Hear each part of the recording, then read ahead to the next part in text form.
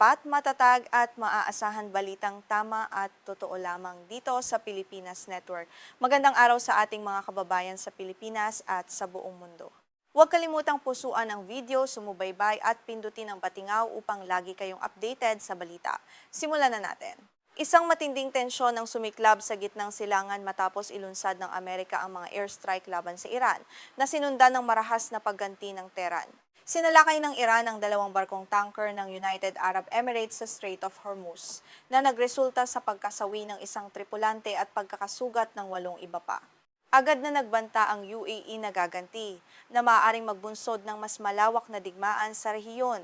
Ayon sa Ministry ng Depensa ng UAE, 2 cruise missile ang pinakawalan ng Iran na tumama sa mga tanker na Mombasa at Al-Bahia habang naglalayag sa madiskarteng kipot. Bagamat mabilis na naapula ang mga sunog sa dalawang barko, ang pinsalang idinulot nito ay nagpapakita ng direktang banta sa pandaigdigang seguridad sa karagatan. Ang insidenteng ito ay nagdulot ng matinding pangamba sa mga karatig bansa sa Golpo.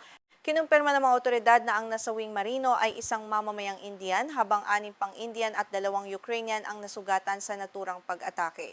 Ipinahayag ng UAE na may karapatan silang ipagtanggol ang kanilang teritoryo gamit ang lahat ng kinakailangang hakbang.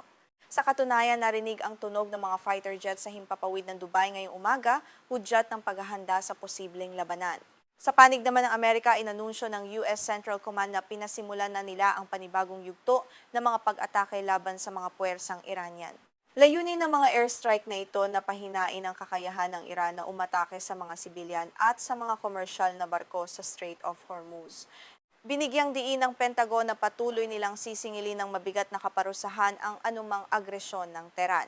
Mula sa Oval Office, kinumpirma ni Pangulong Donald Trump ang mga pag-atake at sinabing matindi ang ginagawang pag-asinta ng militar ng US sa mga target sa Iran.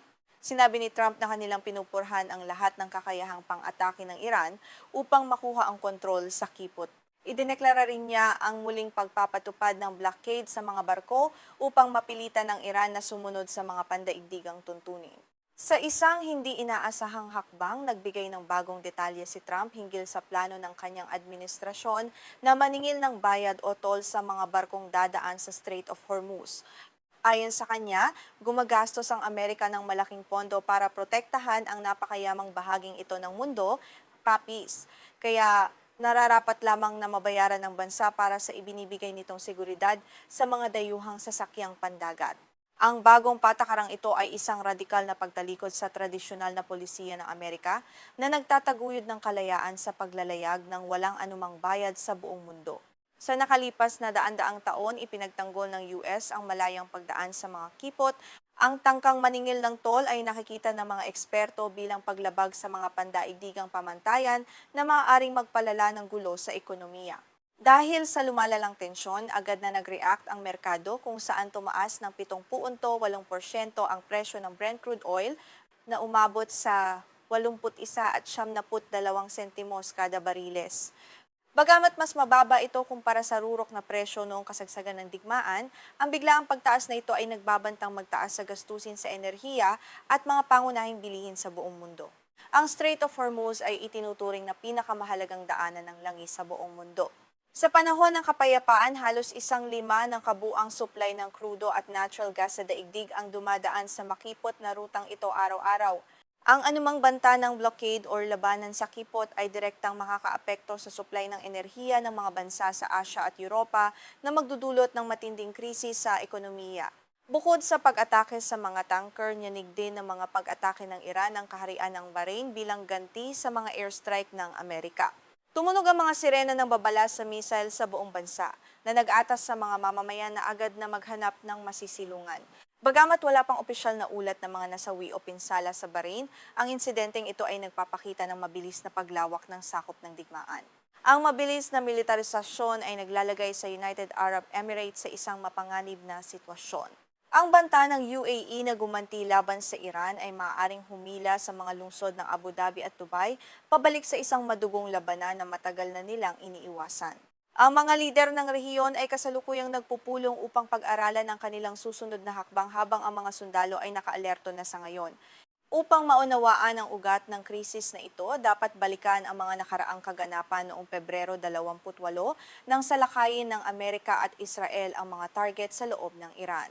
Ang naturang pag-atake ang nagbukas ng pinto sa serye ng mga ganting salakay na ngayon ay unti-unting sumisira sa stabilidad ng buong rehiyon at naglalagay sa panganib sa libu-libong sibilyan sa buong gitnang silangan. Maraming bansa ang nagpahayag ng matinding pagkabahala sa plano ng Amerika na magpatupad ng blockade at maningil ng toll sa kipot. Ayon sa mga diplomat, ang hakbang na ito ay maaaring maging mitsa ng mas malalang kaguluhan dahil maaari ring tularan ng Iran ang ganitong sistema. Ang paglabag sa karapatan sa malayang paglalayag ay magiging mitsa ng kawalan ng tiwala sa pagitan ng mga superpower sa buong daigdig. Sa mga pandaigdigang pamilihan ng stock, nagkaroon ng malaking pagbaba ng mga index dahil sa takot ng mga mamumuhunan sa posibleng kakulangan sa supply ng langis. Ang mga bansa sa Asya na lubhang umaasa sa imported na langis mula sa gitnang silangan ay nagsimula ng maghanda ng mga contingency plan upang maprotektahan ang kanilang ekonomiya mula sa epekto ng nagbabadyang krisis sa supply ng enerhiya. Ayon sa mga analistang militar, ang pagpapatupad ng blockade sa Strait of Hormuz ay mangangailangan ng napakalaking puwersang pandagat mula sa Amerika. Bagamat may sapat na kakayahan ang US Navy, ang patuloy na pag-atake gamit ang mga cruise missile ng Iran ay nagpapakita na kayang lagpasan ng Tehran ang mga depensa ng Amerika upang puntiryahin ang mga komersyal na barko na dumadaan sa makipot na daanan. Sa kabilang banda, nanindigan ng pamahalaan ng Iran na hindi sila papasupil sa anumang banta ng blockade mula sa Amerika. Ayon sa kanilang mga opisyal, ang Strait of Hormuz ay bahagi ng kanilang jurisdiksyon at ipagtatanggol nila ito laban sa tinatawag nilang panghihimasok ng mga dayuhang puwersa. Ang matigas na paninindigang ito ng Tehran ay nagpapahiwatig na walang balak umurong ang bansa sa labanang ito. Habang patuloy ang palitan ng apoy, may mga ulat na nagpapakita ng mga lihim na negosasyon sa likod ng entablado upang pigilan ang tuluyang pagsiklab ng isang malawakang digmaan. Ilang bansa sa Europa at ang United Nations ang sumusubok na mamagitan upang magkaroon ng tigil putukan. Gayunpaman, sa tindi ng mga pahayag ni Trump at ng pamunuan ng Iran, tila napakahirap makamit ang diplomatikong solusyon ngayon. Ang posibilidad ng paglahok ng iba pang bansa tulad ng Saudi Arabia at Israel sa direktang labanan ay lalong nagpapataas ng antas ng panganib. Kung magpapatuloy ang pag-atake sa mga barko ng UAE at mga lungsod sa Bahrain, mapipilitan ang mga kaalyado ng Amerika na maglunsad ng sarili nilang operasyon na magreresulta sa isang digmaang panrehiyon na may malubhang kahihinatnan sa pandaigdigang seguridad. Lubhang nababahala rin ang mga unyon ng mga marino sa buong mundo para sa kaligtasan ng mga tripulante na naglalayag sa Persian Gulf. Libu-libong mandaragat, kabilang ang maraming Pilipino ang regular na dumadaan sa mapanganib na rutang ito. Ang paggamit ng mga cruise missile laban sa mga sibilyang barko ay itinuturing na paglabag sa batas at naglalagay sa mga inosenteng manggagawa sa gitna ng digmaan. Sa pagtatapos, ang sitwasyon sa Strait of Hormuz ay nananatiling lubhang mapanganib at mabilis na nagbabago.